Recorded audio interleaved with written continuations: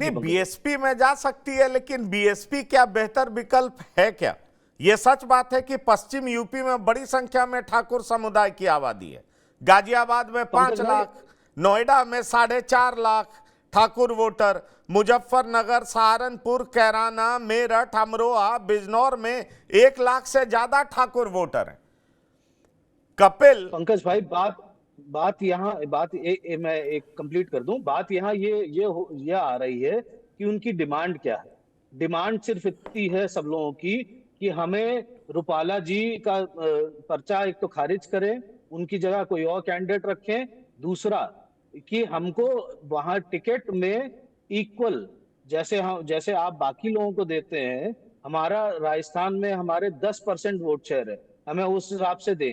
UP में भले ही आपने गिना दिया कि हमारा टोटल विधायक जितने जीत के आए थे पिछली बार, 46 विधायक 49 विधायक जीत के आए थे पिछली 2022 के चुनाव में, और उसमें से 43 भाजपा के थे, जिसमें 7 मंत्री बने। लेकिन इसमें एक चीज और देख लीजिए, यूपी में भले ही विरोध शांत हो जाए, लेकिन यूपी के अगल बगल के जो राज्य हैं वहां पर ये विरोध शांत नहीं होगा इस तरीके से, जब तक इनकी डिमांड नहीं मानी जाती। कपिल, ये बताइए कि क्या ये लोग नाराजगी तो जाहिर करते हैं, लेकिन कोई विकल्प की बात करते हैं? क्या ये कह रहे हैं कि कौन सी पार्टी उनको बेहतर ट्रीटमेंट दे सकती है? क्या इस तरह की बात वो लोग कर रहे हैं? आखिरकार मैं इस संदर्भ में पूछ रहा हूं कि विधानसभा चुनाव से पहले भी कई तरह की ऐसी बातें आई कि ब्राह्मण समाज नाराज है। नाराज क्यों है? तो विकास दुबे का इनकाउंटर हो गया, कई लोगों को साइड किया गया। अगर उत्तर प्रदेश में कहें तो आजकल राजपूत समाज को सरकारी जाति कहा जाने लगा है। जैसे अखिलेश यादव के टाइम में लोग बातचीत में कहते थे यादव सरकारी जाति। सच्चाई जो भी हो, लेकिन मैं कह रहा हूं कि यह परसेप्शन बनाने की कोशिश होती है। सवाल यह है कि क्या ये लोग जो नाराजगी व्यक्त कर रहे हैं, ये इस बात को लेकर के आपके साथ इन्होंने चर्चा की है कि इनको कौन सी पार्टी में बेहतर विकल्प दिखाई पड़ रहा है? देखिए पंकज जी, किसी पार्टी का तो इन्होंने नाम नहीं लिया है। साफ तौर पर तो अभी तक सिर्फ इतना ही ये लोग कह रहे हैं कि जो भी भाजपा को हराने में सक्षम होगा, हम सिर्फ उसका सहयोग करेंगे, भले ही वो निर्दल प्रत्याशी हो। किसी विशेष पार्टी को लेकर, क्योंकि कल से, जब से माफ कीजिएगा 2 दिन पहले जब से ये इनकी पंचायत हुई है, उसके बाद जो कांग्रेस गठबंधन के लोग हैं या फिर बसपा के लोग हैं, उन्होंने क्षत्रिय समाज के ऊपर डोरे डालने शुरू कर दिए हैं। तमाम उनके गांवों में इनके प्रोग्राम हो रहे हैं। गठबंधन से जुड़े चाहे लोग हों, चाहे बसपा से जुड़े लोग हैं, वो लोग अपने अपने गाँव में इनके कार्यक्रम करा रहे हैं। और साफ तौर पर कई तस्वीरें भी सामने आ रही हैं। जो लोग वहां पर उस कार्यक्रम में मौजूद थे, जो कहीं ना कहीं भाजपा के साथ रहा करते थे, वो अपनी फोटो सोशल मीडिया पर शेयर करने की, आज हमने इस प्रत्याशी को समर्थन दिया, इस प्रत्याशी को समर्थन दिया। पार्टी की बात खुलकर नहीं हो रही है। जो पूरण सिंह है, उन्होंने आज सुबह भी यही कहा था, हमने सवाल सीधे यही किया था कि आप शायद कहीं गठबंधन को फायदा तो नहीं पहुंचा रहे हैं बसपा को, तो सिरे से खारिज किया है उन्होंने इस बात को कि हम किसी पार्टी को सपोर्ट नहीं कर रहे हैं, ना गठबंधन के साथ हैं। हम सिर्फ ये देख रहे हैं कि जो भाजपा को हराने में सक्षम होगा, हम सिर्फ उसी के साथ जाएंगे, और उसी को हम चाहते हैं कि जो हमारे समाज के लोग हैं वही उनको उसी प्रत्याशी को जिताएं। नहीं, पर कपिल ये बताइए कि ये मानेंगे कैसे? इनकी मांग क्या है? जरा स्पेसिफिक मांग बताइए, ये क्या चाहते हैं? देखिए, आपकी कोई बात हुई है कि ये चाहते क्या है?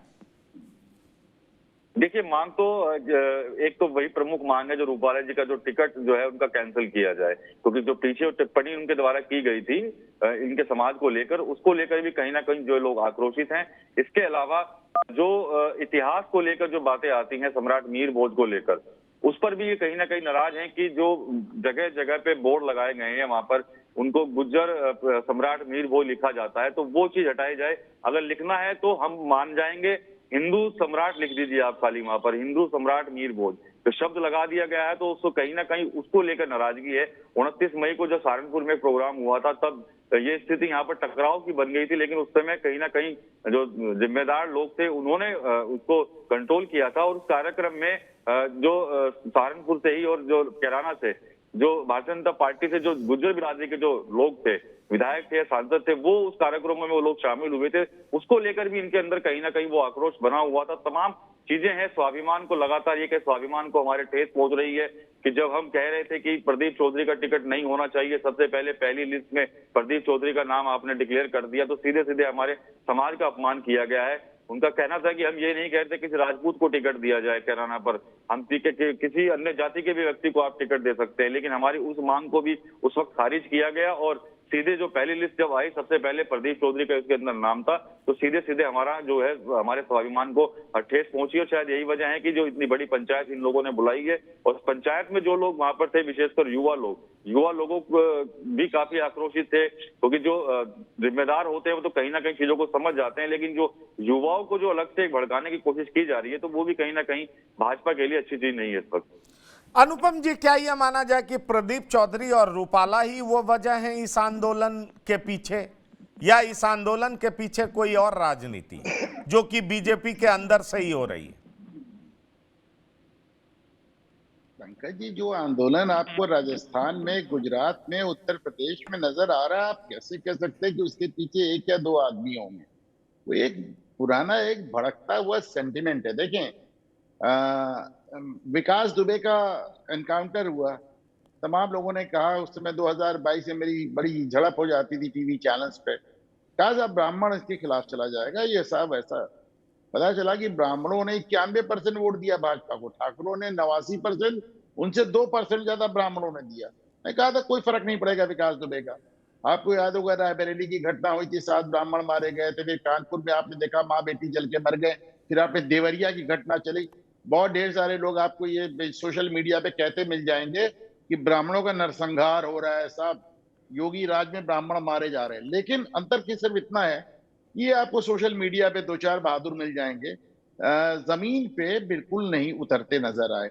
ये पहली बार मैं जमीन पे उतरते देख रहा हूं, और ऐसा नहीं है, काफी कुछ देख रहा हूं इसमें। करणी सेना के अध्यक्ष जाके वाबन मेश्राम के साथ भीमा कोरेगांव सेलिब्रेट कर रहे हैं और कह रहे हैं कि साहब हम ठाकुरों की और दलितों की लड़ाई ब्राह्मण पेशवाओं के खिलाफ है। तो ये एक पुरानी एक ब्राह्मण टारगेटिंग सबसे एक सॉफ्ट अपना शुरू हो गई। उस तरह वो क्या नाम है, डीएमके से लेके और वो सब तमिलनाडु से लेके कहीं तक एक बड़ा एक सॉफ्ट टारगेट शुरू कर दिया गया। तो ये लोगों की अपनी राजनीतिक मंशाएं, इसमें दो राय बिल्कुल नहीं है। वो हर जगह अलग अलग लोग हैं। तो राजस्थान में आपको करणी सेना मिल जाएंगे, तो यहाँ आपको सोम मिल जाएंगे, गुजरात में कोई और मिल जाएगा। लेकिन इतना बड़ा आक्रोश एक दिन में नहीं भड़कता।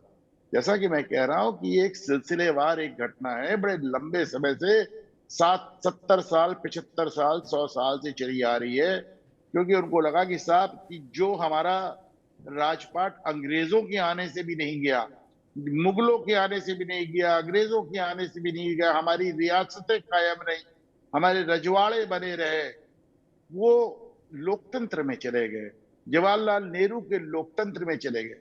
जब लोकतंत्र आया तो पहले रजवाड़े चले गए, फिर विपक्ष चला गया, जमींदारी चली गई, जमीनें चली गई। अभी आप देखें, मतलब ये सोशल मीडिया के छोटे मोटे हैंडल्स पे आप मत जाइए, दुनिया की सबसे बड़ी पुलिस फोर्स का नेता होता है उत्तर प्रदेश का डीजीपी। और आपने देखा कि सुलखान सिंह ने किस तरह सबसे पहले इस इशू को उठाया कि साहब क्षत्रियों के साथ बहुत अन्याय हो रहा है। ये भी एक बड़ा एक अजीब सी बात है। योगी आदित्यनाथ की सरकार में पहले 3 या 4 चारों डीजीपी ठाकुर थे। खुद आप ठाकुर होते हुए आप नॉर्मली ऐसा होता है कि जो मुख्यमंत्री जिस जात का होता है उस जात का डीजीपी जल्दी नहीं होता, या प्रमुख सचिव गृह नहीं होता, या चीफ सेक्रेटरी नहीं होता। बहरहाल आपको डीजीपी बनाया गया। आपने डीजीपी बन के योगी आदित्यनाथ की सरकार में अपना कार्यकाल पूरा किया और रिटायर होने के बाद घोषणा कर दी कि भारतीय जनता पार्टी क्षत्रियों के साथ अन्याय कर रही है। बुंदेलखंड में अपनी पार्टी बनाने चले गए, चुनाव लड़ने चले गए, वो आज तक उनके बयान आ रहे हैं। तो ठीक है, कुछ लोगों की राजनीतिक महत्वाकांक्षाएं हैं और वो लोगों की समाज में कुछ इतनी, आप माने पकड़ भले ना माने, पर उनकी छवि इतनी बड़ी है कि मैं मानता हूं कि एक बड़ी मात्रा में, वो भी जैसा मैं कह रहा हूं, वो आग जो 70-75 साल से सुलग रही थी वो काफी भड़की हुई नजर आ रही है। मैं ईमानदारी से मानता हूं कि ये जो सम्मेलन हुए, कि किसी के बुलाए नहीं थे, किसी के लाए नहीं थे, पैसा लेके नहीं लाए थे, बसों और ट्रकों में भर के नहीं आए थे, लोग स्वतः आए थे, लोग खुद आए थे।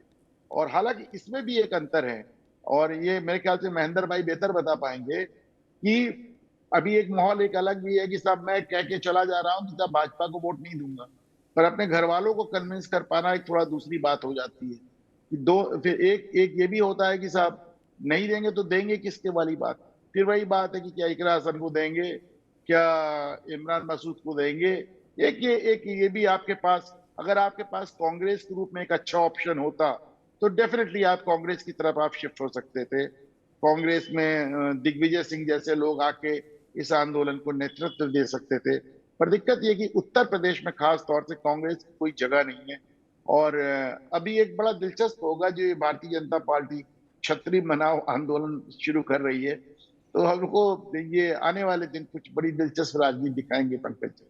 नहीं, पर कांग्रेस में ही दिग्विजय सिंह की हैसियत क्या है, ये भी तो देखना होगा ना। नहीं है हैसियत तो हैसियत बना दी जाती है मैं रातों वही बात तो कह रहा हूं कि कांग्रेस में दिग्विजय सिंह की हैसियत क्या है, ये भी तो देखना दिलचस्प होगा। सवाल ये उठता है कि कब से दिग्विजय सिंह मध्य प्रदेश की राजनीति में हाशिए पर रहे हैं। अगर मध्य प्रदेश के हिसाब से भी देखा जाए तो ज्योतिरादित्य सिंधिया एक बड़े मंत्री तो हैं। खैर, ये आंदोलन है और निश्चित तौर पर एक दिन में खड़ा तो हुआ नहीं होगा। महेंद्र सिंह जी, उत्तर प्रदेश की राजनीति के हिसाब से हम देखें तो इसको आप बीजेपी के लिए कितना बड़ा खतरा मानते हैं? देखिए पंकज जी, निश्चित रूप से मुझे लगता है कि भारत के स्वतंत्र भारत के इतिहास में पहली बार हो रहा है कोट अनकोट क्षत्रिय या राजपूत नाराज है। इसके पहले सभी जातियां जो है या सभी वर्ग जो है नाराज हो चुके हैं कभी ना कभी, और ये कुछ और नहीं है, सिर्फ और सिर्फ अपनी जो राजनीति है, जो सत्ता है, जो केंद्र है, उसमें अपनी भागीदारी को बढ़ाने की मांग है। और इससे मैं सहमत हूं कि कभी भी नहीं ऐसा हुआ कि इस तरीके से एक जातिगत आधार पे संगठन बनाकर, हाँ कुछ एक मुद्दों पे कभी करणी सेना या कभी इस तरीके से राजपूतों ने आंदोलन किया, लेकिन जिस तरीके से गुजरात, राजस्थान, पश्चिमी यूपी, ये एक दिन में पैदा हुआ जो है आंदोलन नहीं है। और इससे मुझे लगता है कि निश्चित रूप से भारतीय जनता पार्टी को चिंतित होने की आवश्यकता है। और जो रिपोर्ट्स आ रही हैं, भारतीय जनता पार्टी चिंतित है भी, खासकर जो टिकट डिस्ट्रीब्यूट किया गया है पश्चिमी उत्तर प्रदेश में। जो पश्चिमी उत्तर प्रदेश का जो संगठन है भारतीय जनता पार्टी का, वो बहुत ही उसके बारे में बहुत प्रश्न चिन्ह उठाए जा रहे हैं और बहुत सी चर्चाएं हैं जो भारतीय जनता पार्टी को दिक्कत करने वाली हैं, और अगर इनको जल्दी से सुलझाया नहीं गया। लेकिन मुझे लगता है कि भारतीय जनता पार्टी, आज की Bharatiya Janata party course correction में जो है माहिर है, तो मुझे लगता है कि वो कोर्स करेक्शन कर लेगी। लेकिन इसमें इस तरीके से जो मुद्दे हैं, खासकर जो राजपूत, जो ऐतिहासिक रूप से महत्वपूर्ण राजपूत विभूतियां हैं, उनको उनके एप्रोप्रिएशन की बाकी जातियों द्वारा, और इसके अलावा जो खासकर जो राजनीति है, जिस तरीके से उनके बड़े नेताओं जो मांग है कि उनको जो है हाशिए पे किया जा रहा है, ये एक दबाव समूह के रूप में काम कर रहे हैं और ये चाहते हैं कि इस जाति को का अपना, नहीं तो राजनीतिक रूप से अगर कहें कि कहीं न कहीं ये जाति अपना महत्व खो चुकी थी। और इसीलिए मैं कह रहा हूँ शायद पहली बार स्वतंत्रता के बाद बहुत ही इस तरीके से कि राजपूत नाराज है जैसा पहली बार सुनने में आया है। नहीं तो हमेशा आप देखिए, हर चुनाव के पहले जो है ये बात होती थी कि ये जाति नाराज है, ये जाति नाराज है, या दलित नाराज है। तो ये चिंता का विषय है, क्योंकि राजनीति जो है भारत में उसको जाति से आप अलग नहीं कर सकते। और जिस प्रकार से ये इतनी भीड़ ये स्वतः आई है, जो अनुपम जी कह रहे थे या जो विकास जी कह रहे थे, तो ये वाकई चिंता का विषय है। और 1 लाख से ऊपर संख्या अगर आपके विपक्ष में चली जाती है, किसी भी मिनिमम जो आपने बताया कि जो राजपूतों की मतदाताओं की संख्या है पश्चिमी उत्तर प्रदेश में, तो ये इसके चिंता का विषय है। मुझे लगता है भारतीय जनता पार्टी को कोर्स करेक्शन करने की आवश्यकता है, और जो इनके नेता हैं उनको प्रतिनिधित्व देने की आवश्यकता है पश्चिमी उत्तर प्रदेश में खासकर। और जो इनकी मांगे हैं, अगर आप इनकी मांगे नहीं मानते हैं और इनको और नाराज करते हैं तो निश्चित रूप से नुकसान उठाना पड़ सकता है। एक और चीज महेंद्र भाई मैं इसमें जोड़ना चाहूंगा कि 3 मुद्दों ने मिहिर भोज वगैरह तो फिर भी पुराना मुद्दा हो गया, इधर 3 मुद्दों ने सीधे सीधे असर नहीं डाला, लेकिन कहीं ना कहीं क्षत्रियों की फीलिंग्स को हर्ट किया। मैं नहीं कह रहा हूँ सही किया, मैं नहीं कह रहा हूँ गलत किया, जो मुद्दे मैं बता रहा हूँ, वीके सिंह का टिकट कटना, ब्रजभूषण वाला मुद्दा, और अभी ये जो हमने ये जो जेल गए हैं, क्या नाम है, धनंजय चुनाव सिंह। लड़ रहे थे, धनंजय सिंह। तो धनंजय सिंह, ब्रजभूषण सिंह और वीके सिंह, इन 3 लोगों के मुद्दों ने असर डाला। फिर वीके सिंह का आप टिकट काटते हैं, उनकी जगह कोई छतरी नहीं लाते हैं, जबकि गाजियाबाद एक छतरी सीट मानी जाती है। पूरे वेस्टर्न यूपी में कोई छतरी टिकट नजर नहीं आता है।